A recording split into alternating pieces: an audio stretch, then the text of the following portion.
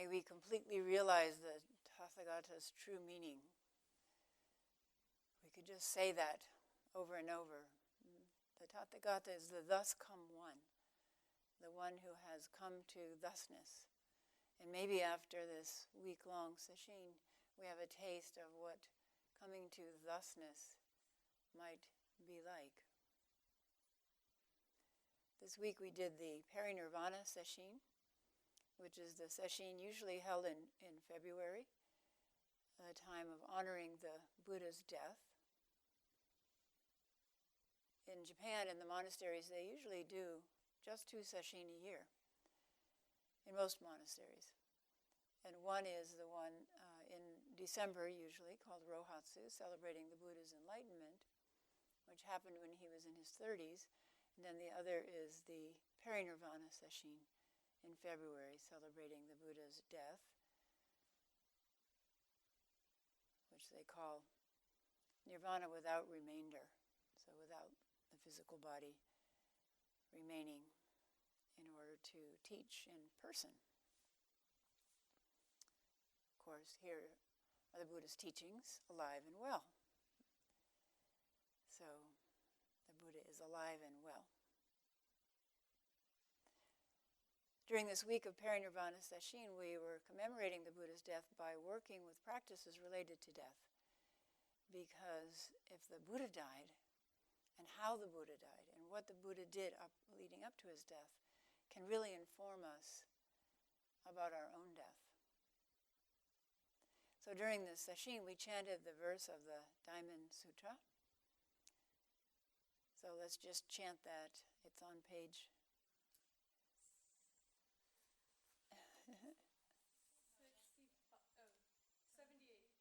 78. If anybody needs a sutra book, just pass them back. You don't have to get up, just pass a few books back.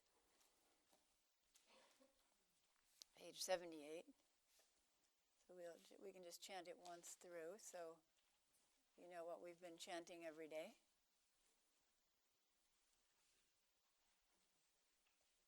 Anybody else need a book? Verse of the Diamond Sutra. A star at dawn, a bubble in a stream, a flash of lightning in a summer cloud, a flickering lamp, a phantom, and a dream. So is this fleeting world. This is a very beautiful sutra to help bring alive to us something that we know tucked in the back corners of our mind, that our life is just like that, less than that. In the eons of time since human beings have existed. And yet for each of us, as Jochen said, for each of us, it's a wide open span of time. When we're young, it seems endless, and when we get old, it speeds up. We would chant this sutra during session, speeding it up faster and faster and faster, which is what happens with life as you reach middle age and approach your own death. It just seems to speed up so quickly, and we realize it will be over in an instant, at any time. So this is something we have to face. We can't keep running away from it, or it will cause us great distress. So we chanted the verse of the Diamond Sutra. We chanted the 5 remembrances. So those of you, we don't have to, is it in the book? 5 remembrances? Okay, give the page. 65. We'll chant the 5 remembrances once through. When these we say, we don't chant. The 5 remembrances. I am of the nature to grow old. There is no escape growing old. I am of the nature to have ill health. There is no way to escape having ill health. I am of the nature to die. There is no way to escape death.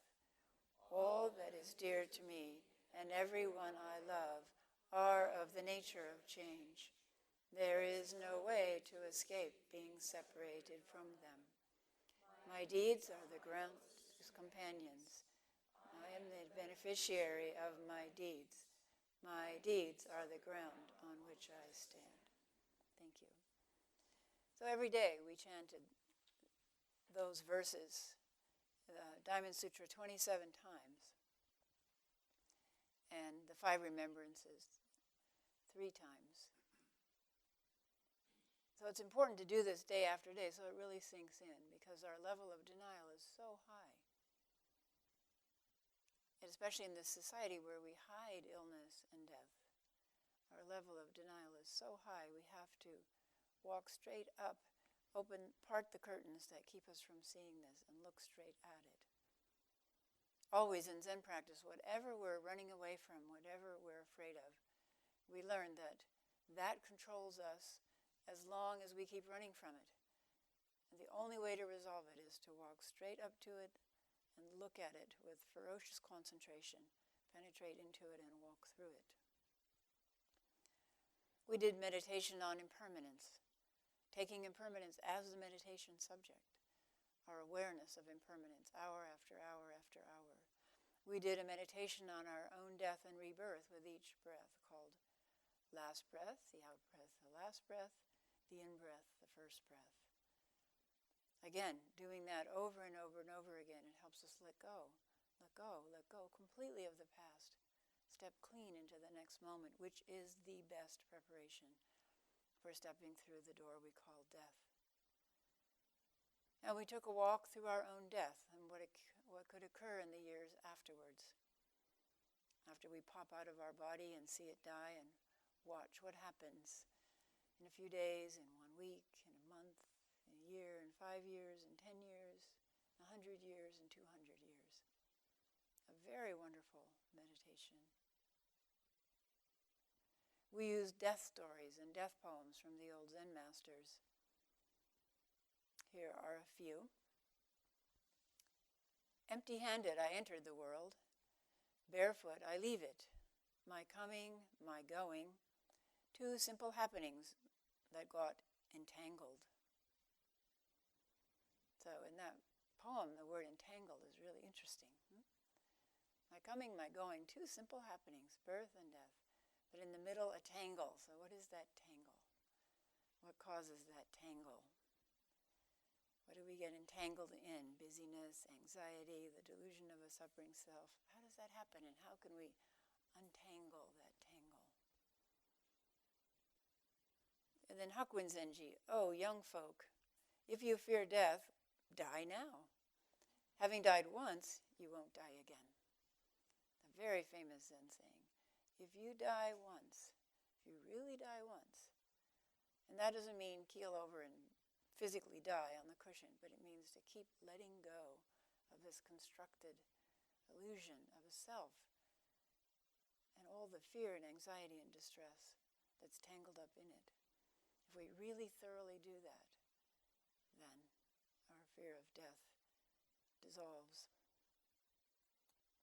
O young folk, if you fear death, die now. Having died once, you won't die again. And then there's the hope of rebirth, which we didn't talk about. But as we get older, there's a couple of things that happen. I was once asking my grandmother, who lived to 99, I said her name, we called her Grandmommy. I said, Grandmommy, if you could live again, what do you think you would? If you could live parts of your life over again, what would you do? What would you live again? And she looked at me and she said, honey, Grandma's too old to want to live again.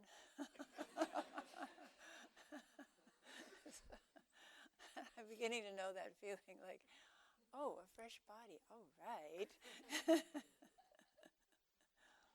Because as you get older, you accumulate aches and pains, and when they first arise, there's a surprise. Oh my gosh, oh no, this hurts now, oh no. And it doesn't go away, but it just gets put into the background of all the other aches and pains. Then another one arises, and oh no, a new ache and pain, and then it just gets put into the background. And that's the way it goes, bit by bit. we get accustomed to this body, living in this body.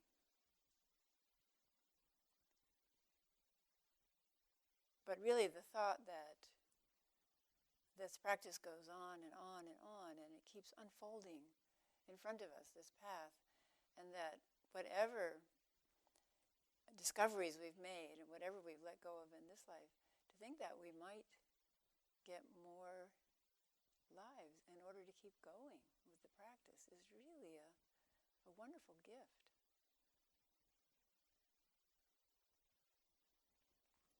So then another poem, this is my favorite. Although I don't drink alcohol, I think this is a cute one. Bury me, when I die, beneath a wine barrel in a tavern. With luck, the cask will leak.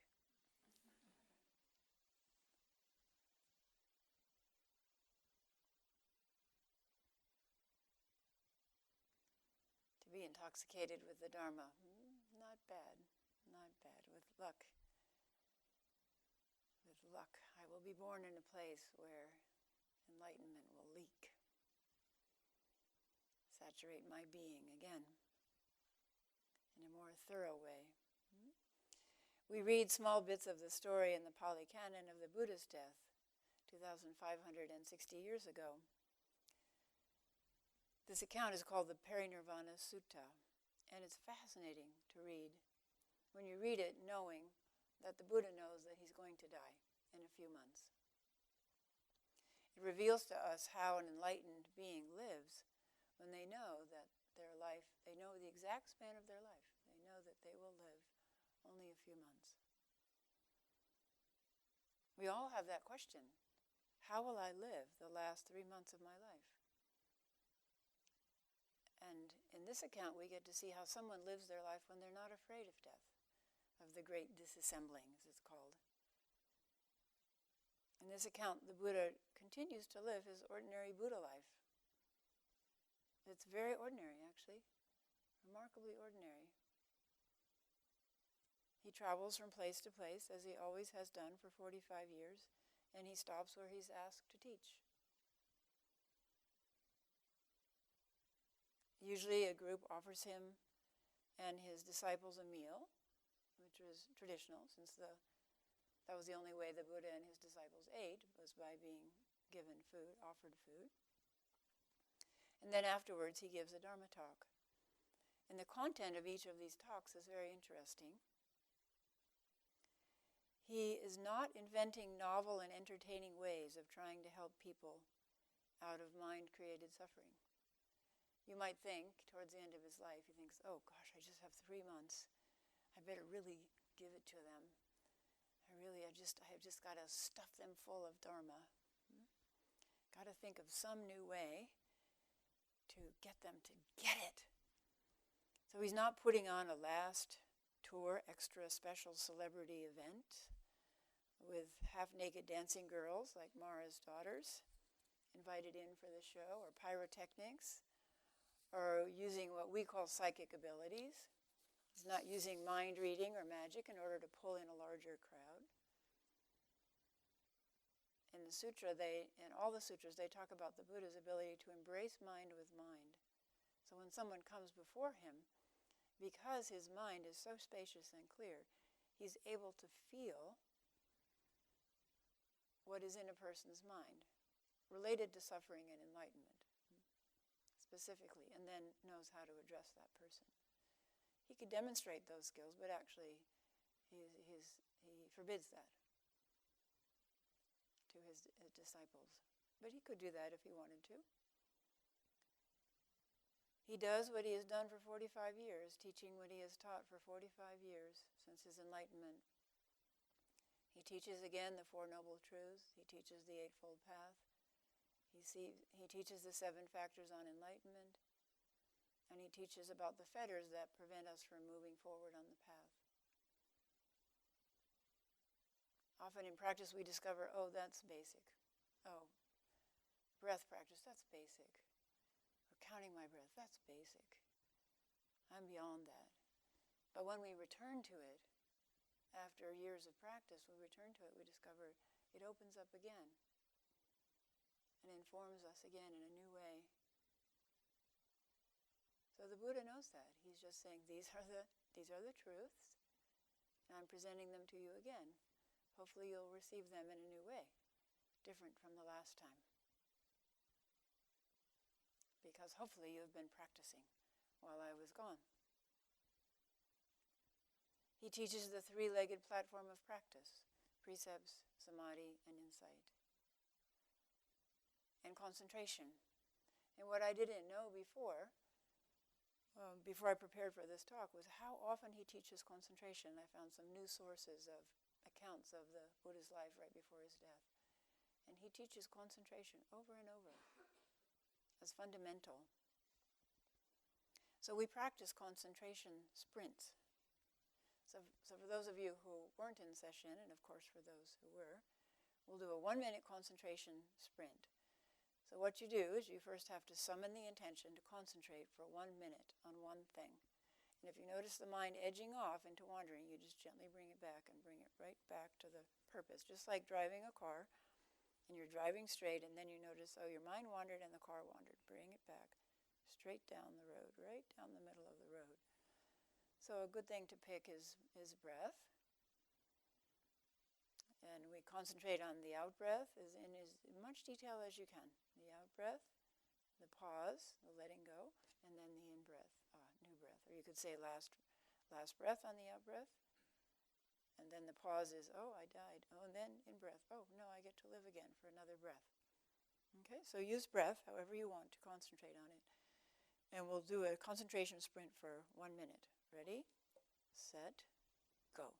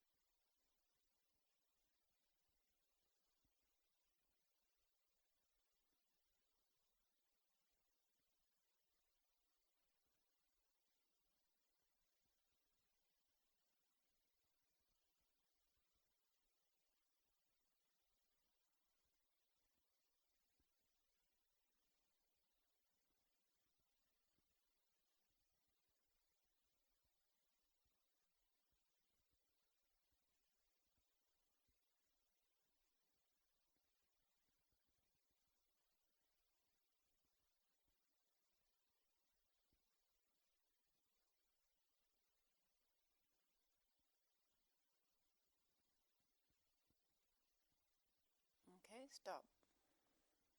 Then we relax the mind into open awareness.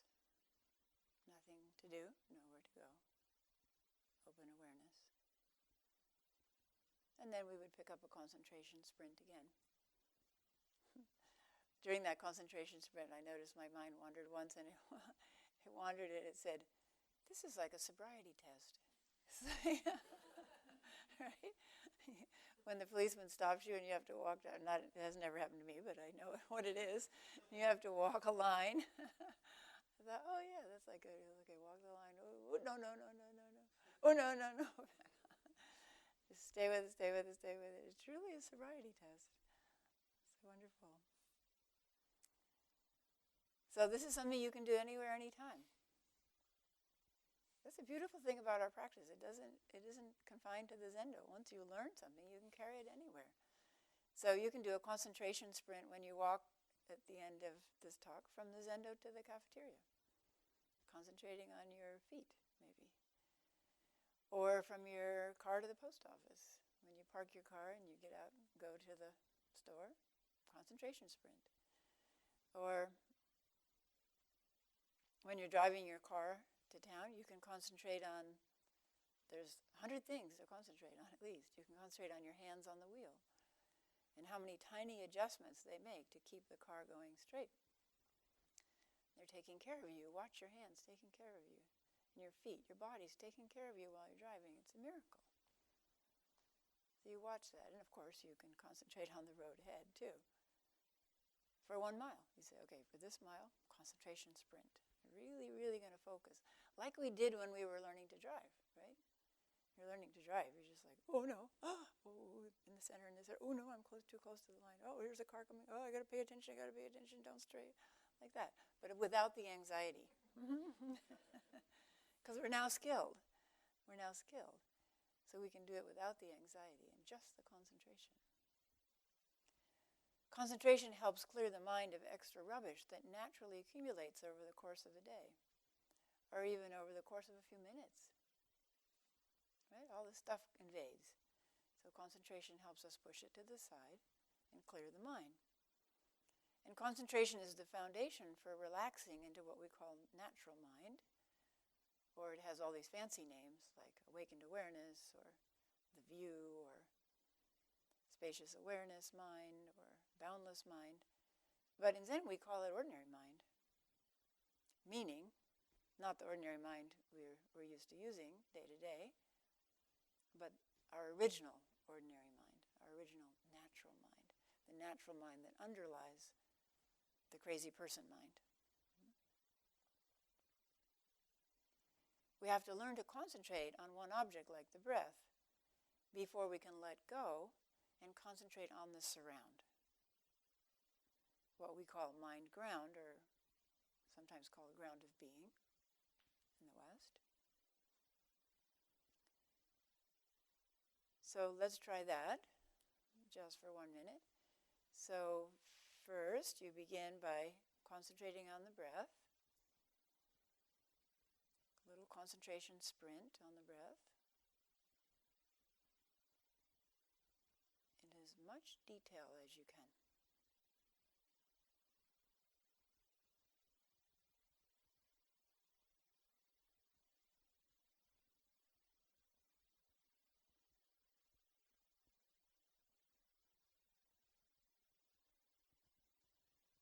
Now we're going to shrink that down to a small icon on the screen of our awareness. It's still going, of course. Our body is still breathing.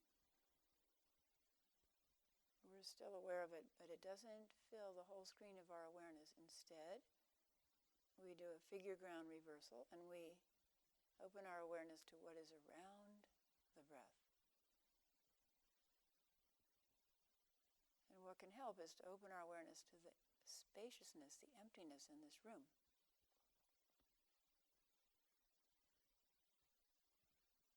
So in this room there is a person called I breathing, but there are many people breathing. But instead of focusing on the objects, the people, on my breath, we allow it to continue, but we open our awareness into the emptiness, the space that really is this room.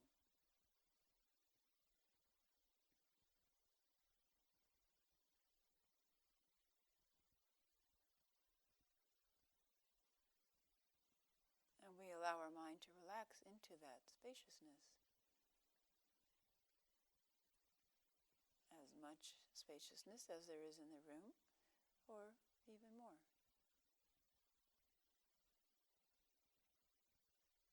Dissolving that artificial boundary called walls, and just letting the mind relax into its natural, open, aware state.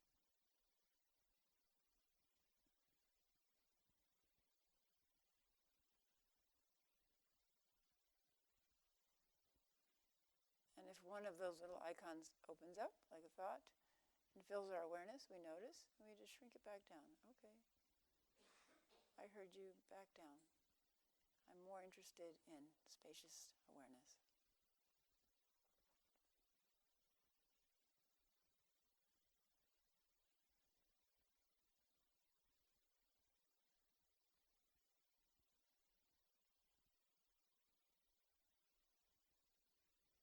Okay, then if your eyes were closed, opening your eyes.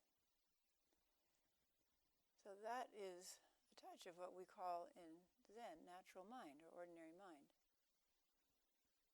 So the ordinary mind that we use is different from this ordinary mind.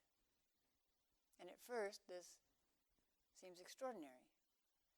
To let go of the tangle, the entanglement, and open into the space around it. At first that seems quite extraordinary.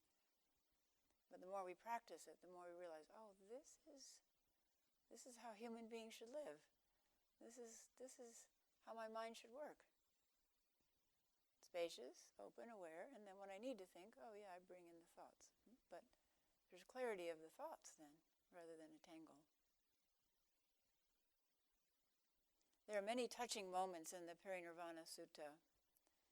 People keep on pestering the Buddha with their worries, as was their wont, all through his life. The Buddha knows he's dying, but he hasn't told anybody.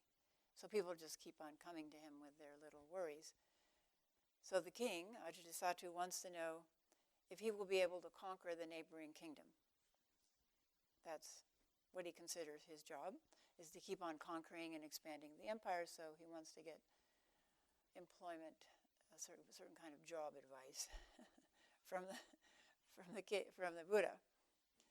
So the Buddha listens, and instead of giving the king advice about how to conquer the Vijayans in the neighboring kingdom, the Buddha gives a teaching on how to conquer oneself.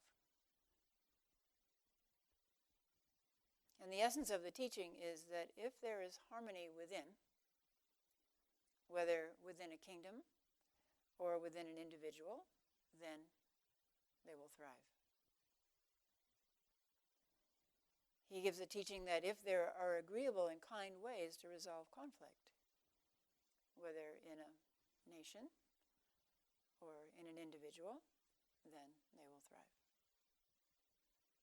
So that conflict, personal conflict, could be with another person, or it could be the conflict of the voices within us. And he gives a teaching that if there is a sacred shrine,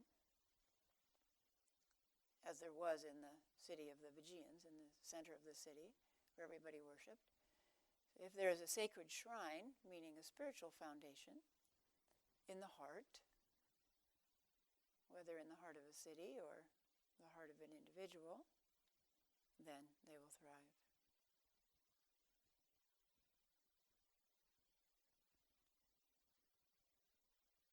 So that shrine, that spiritual foundation, helps us when we get drawn into disharmony, disagreements. It helps us, bring us back to that which will make us thrive.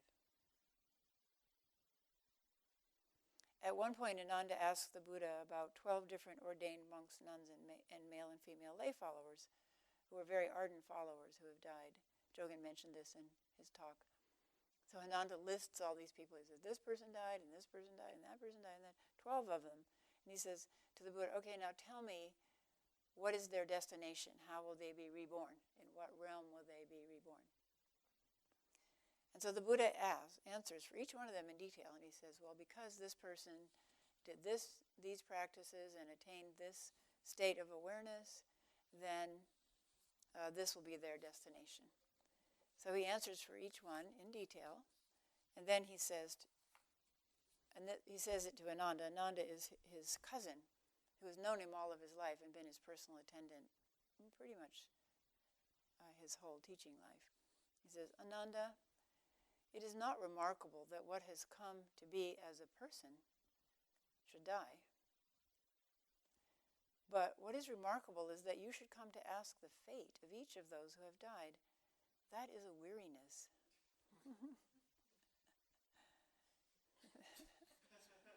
That is a weariness, right? It's like, please don't bother me with the trivia. I have more important things to teach you. And then the Buddha says, therefore, I will teach you how to know which direction you're headed. And then he gives Ananda a teaching on how to know. We call this, there are many different ways to check on your own practice. Checking is one name for it. But he teaches him how to look. Are you headed in the direction of enlightenment or not? Really, that's the Buddha's Occam's razor. Whatever is happening, you just look at it and say, is this leading me to enlightenment or to suffering? And if it's leading me to suffering, you pull the cart of your being back and you direct it down the road that leads to enlightenment. It's not that difficult. But the Buddha gives this teaching to Ananda, and Ananda is not yet enlightened. This is one of Ananda's great sorrows. And when the Buddha does die, Ananda weeps because he feels like his last chance to become enlightened has now been extinguished. So that's part of the ceremony we did last night when we turned out the lights. And we know that everyone was grieving greatly for the Buddha's death, but especially Ananda, because Ananda had been with him for decades and actually had memorized everything the Buddha taught. He was there for almost all of everything the Buddha taught, and if he wasn't there, he would go and ask another person to recite to him, because this is a pre-written down age, so everything was kept in memory. So they had prodigious memories, and the Buddha and Ananda remembered everything that the Buddha had taught word for word. But even so, even though he had taken it in to his mind in the form of this amazing ability to memorize, it hadn't penetrated to the place where awakening occurs. So here's the Buddha teaching Ananda. And then when in the last few hours of his life, when Ananda is weeping, Ananda withdraws from the Buddha and leans up against he's so overcome with sorrow, he leans up against a doorpost and weeps. And the Buddha, from his deathbed, lying on his side between the two sala trees, which are blooming out of season and dropping their blossoms, the Buddha says, Ananda, haven't I told you over and over again that all compounded things must dissolve? All compounded things, all things that are put together out of the 5 elements, as we are, when that glue, through cause and effect, loosens, then it will dissolve. That's very simple. Also, in the last few hours of his life, as the Buddha is lying there and some of his disciples are gathered around, and some lay followers who hear that the Buddha is dying come, the Buddha hears from his deathbed Ananda arguing with a lay follower who has just come and has a question he wants to ask the Buddha. And it's like, oh, my last chance. And the Buddha can hear Ananda saying, don't bother him now. Of all times, honor, revere this time. He's dying. But then the Buddha hears and he says, no, it's fine. Let him come, because he comes in quest of enlightenment. He comes in quest of enlightenment. So the Buddha can read that earnest burning in the man's heart. And the man comes forth and asks his question of the Buddha. And then the Buddha asks everyone who's gathered, don't hold back. If you have a question that you've been hiding in your heart, please ask it now. And if you feel like you can't ask it, tell it to another person and have them ask it for you. Please.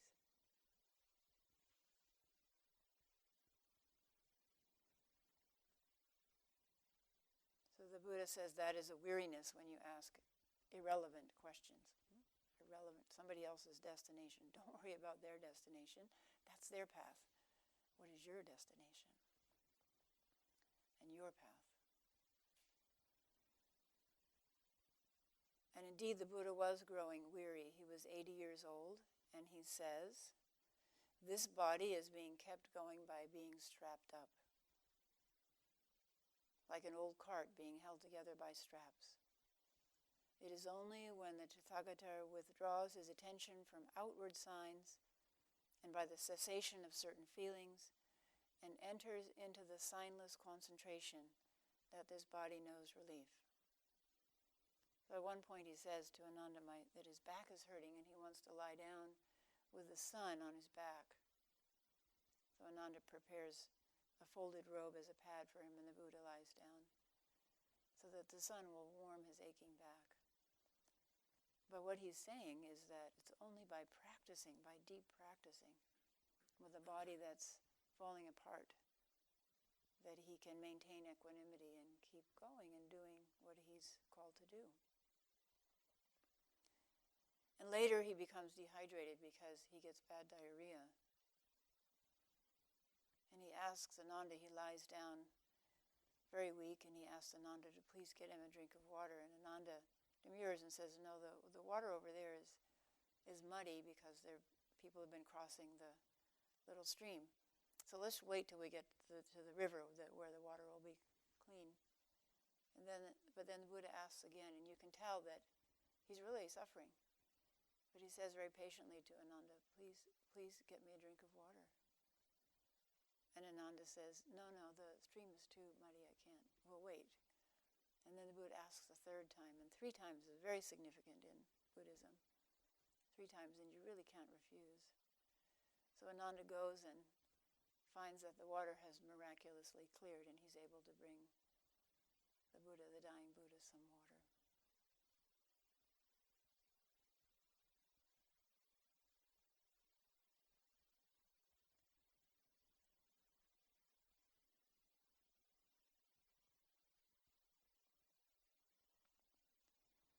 So this is extraordinary, that this extraordinary being, this spiritually gifted, enlightened being, is simultaneously an ordinary human being. And this is exactly the mystery of our own lives, that we are simultaneously awakened life, awakening in the human form, the mystery of our own lives, simultaneously an ordinary human being who bumbles around and suffers and gets sick and dies. And simultaneously we are enlightenment.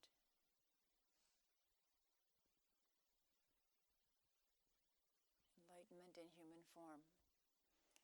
This is the mystery of each of our own lives and the promise of our practice, that we will be able to see this and live this.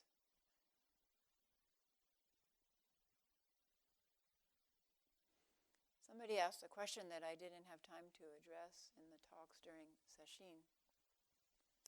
So I thought I would address it now. The 2 questions: how can we let go of loved ones when they die?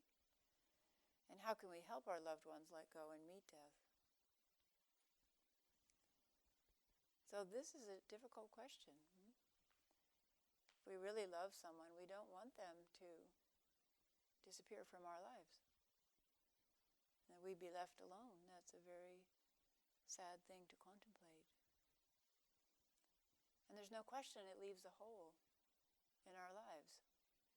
It leaves a hole, a unique hole.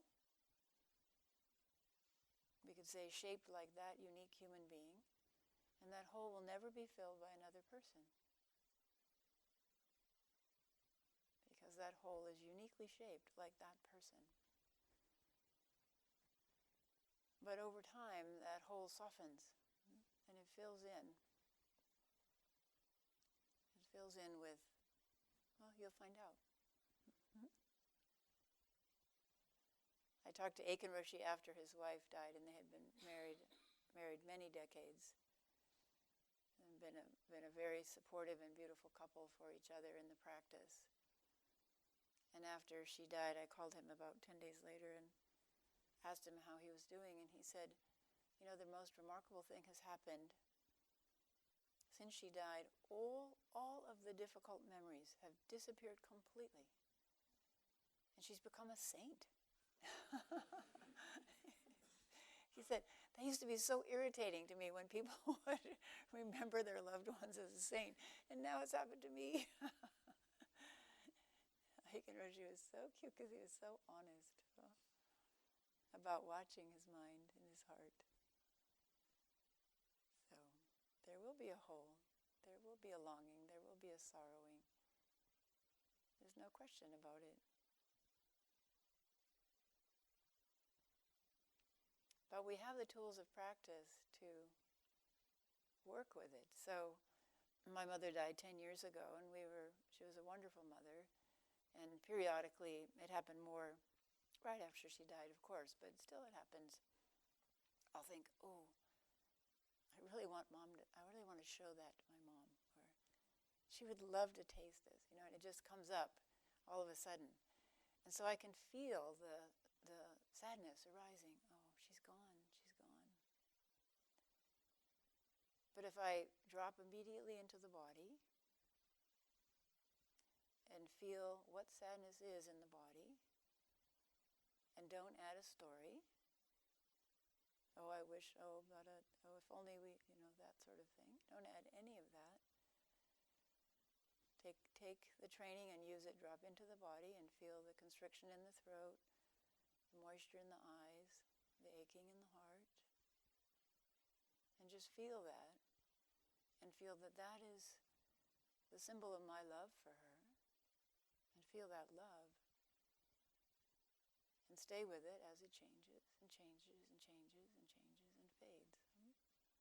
That strong feeling, that surge of feeling. The underlying feeling of love doesn't change.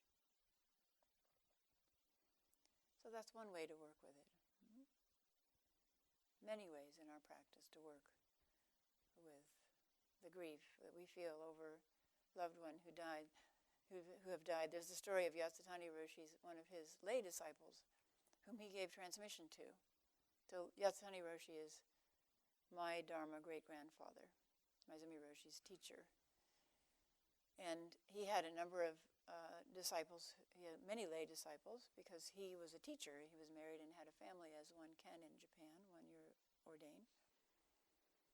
And one of his transmitted lay disciples was an elderly woman. And one of the other Sangha members came in and found her weeping and wailing and said to her, "What's the matter with you? You're supposed to be enlightened. You got transmission. You're supposed to be enlightened. Why are you crying?" And she says, "Because my granddaughter died." And then she goes, "Boo-hoo," and cries and cries and cries. That's a natural human reaction. To have grief when we're separated from those we love. But we don't cling to that grief. We don't cling to them. We let them go on their path. However it continues, we don't know. We don't want to prevent them. We don't want to hold them. We don't want to bind them in our grief. We want to support them in their path forward. So as much as we can, we feel our grief, we feel our love, we feel our sorrow. We watch it arise, exist for a while, disappear, and we let them go.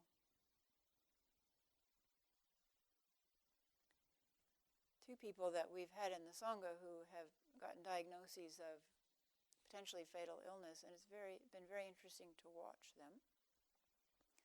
So one was a number of years ago, a woman who was diagnosed with breast cancer, and very worried, very anxious about it in the intervening days between the biopsy and going to see the doctor to get the results of the biopsy.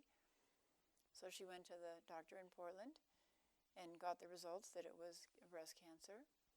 And she said as she left his office and stepped out into the world outside the building, everything was exquisitely beautiful. Exquisitely beautiful. And everything else had dropped away. And that experience she was able to carry with her with a kind of equanimity into what she had to do after that. She actually survived fine. But that experience never left her. And another experience that sustained her that she'd had in Sesshin, where her mind was quite agitated, and I gave her a dandelion flower. And I said, I want you to sit for an hour with this dandelion flower as close to your eyes as you can, but you can still see it, and absorb yourself in the dandelion flower. And she had a wonderful experience. And she carried that with her as a refuge forever, for the rest of her life. She's still alive, but she never had forgotten that. And that also sustained her in that dark time. That dandelion, the heart of the dandelion flower. So anything, as Thich Nhat Hanh said, that we look into deeply will open and become a universe. And that universe will help us get perspective on our lives. The question, how can we help our loved ones go and meet death? That's a tricky one. By letting go ourselves, by being calm ourselves, by being loving and present ourselves, by not being afraid of death ourselves. It's the best preparation. Sometimes we have a death class where we talk about this a fair amount, and people who've studied Tibetan Buddhism, often they're very worried. And they say, well, my mother is a devout Christian, and she's dying, and I want to read her the Tibetan Book of the Dead, but... And I look at them and I say, don't read her the Tibetan Book of the Dead. You don't want to agitate somebody with some foreign teaching, which they regard as cultish, in the last hours of their death. No. Live from the Tibetan Book of the Dead if you want to, but don't pester them into your idea of what they should be doing as they die. Their path is their path. All you can do is be there and support them. One way to help is, Kodo, for example, is part of No One Dies Alone. It's an organization that trains you to go and sit with people who are dying alone in the hospital. And you get a call, and you can ask Kodo about it, and you go and sit with them. Or you can do hospice work. Any of that will help us prepare for death. Our own death and the death of our loved ones. One of our children is a hospice nurse. And periodically I ask him about his experience of how people die. And I was asking him just last week about what do people report that they see when they die. And he said, many, many, many people report seeing loved ones and children. He said children is actually the most common. Children, somehow. Very interesting. So I want to read you, just to finish, this is another person who is a very ardent practitioner. I've known her for years. She's not part of our Sangha, but she does come here sometimes and does retreats with another Sangha. And she's a mental health therapist, works with abusing parents and abused children. And she has multiple sclerosis. She's been diagnosed with multiple sclerosis, which is advancing fairly fast in the last few years, but she has kept on working, and she has a very loving partner. And she went in a couple of weeks ago for some kind of minor ailment or a checkup, and they found that she had very advanced, very aggressive cancer. So went from, this is my life, and I've adjusted to multiple sclerosis, to suddenly this devastating diagnosis. So here is her description.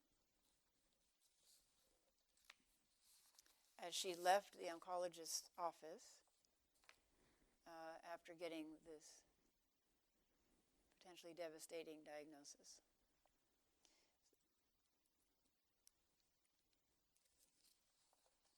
Sitting while waiting to talk to her oncologist, au revoir to the organs that were removed in surgery that had cancer, number of organs, and a part heretofore unknown called omentum. Omentum is a membrane that holds your internal organs together. A part heretofore unknown called omentum, which they had to remove part of, which sorely challenges the spell check, which corrects it to momentum. The momentum of this event in my life is a storm force gale. Sudden propulsion through time, relationships, mortality, emotions, regimens and pills, appointments and messages. Momentum of the mysterious body tied to the really mysterious idea of life. Who knew that the biggest brain scientists have yet to definitively determine how life came to be on our planet? Or I could say how life came to be, period.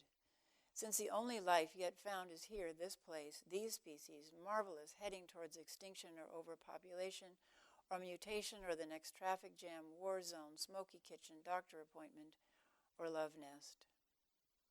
A friend asked me, how are you doing with all of this love pouring out to you? Because everyone is, now that she has this diagnosis, just pouring love out to her. I think the love is the ocean I float on, and the sun on the ocean, and the sky as I look up while floating. The winds that blow, that push the clouds across the sky and scallop the water's surface. The winds are strong, but the ocean of love can't be blown away, can it?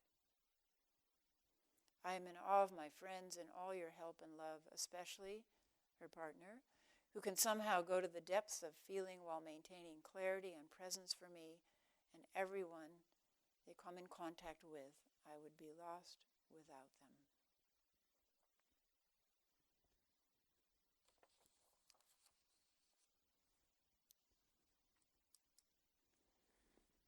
last, I want to read a poem that's related to this. From Mary Oliver. When death comes, like the hungry bear in autumn, when death comes and takes all the bright coins from his purse to buy me, and snaps the purse shut. When death comes like the measle pox, when death comes like an iceberg between the shoulder blades, I want to step through the door full of curiosity, wondering, what is it going to be like, that cottage of darkness? And therefore I look upon everything as a brotherhood and a sisterhood, and I look upon time as no more than an idea, and I consider eternity as another possibility. And I think of each life as a flower, as common as a field daisy, and as singular. And each name, a comfortable music in the mouth, tending, as all music does, toward silence. And each body a lion of courage and something precious to the earth. When it's over, I want to say, all my life I was a bride married to amazement. I was the bridegroom taking the world into my arms. When it's over, I don't want to wonder if I have made of my life something particular and real. I don't want to find myself sighing and frightened or full of argument. I don't want to end up simply having visited this world.